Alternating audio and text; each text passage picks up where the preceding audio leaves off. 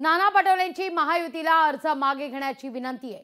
विधान परिषदेसाठी महायुतीकडून 9 उमेदवारी अर्ज दाखल झालेले आहेत। महायुतीनं 9 पैकी 1 उमेदवारी अर्ज मागे घ्यावा अशी मागणी पटोले करतायत। मवियाकडे 3 उमेदवारांची मतं आहेत असं नाना पटोलेंचं म्हणणं आहे। आमच्याजवळ महाविकास आघाडी म्हणून आमच्याजवळ 3 कॅन्डिडेटचे मतं आहेत आणि म्हणून आम्ही 3 कॅन्डिडेटचा फॉर्म भरलेला आहे।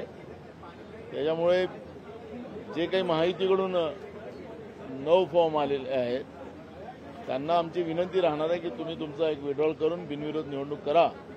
ही भूमिका महाविकास आघाडीची राहणार आहे की लोकसभेला नरेटिव्ह सेट करून त्यांना असं वाटायला लागलेलं आहे तर प्रत्येक निवडणुकीमध्ये असा फेक नरेटिव्ह सेट होऊ शकतो।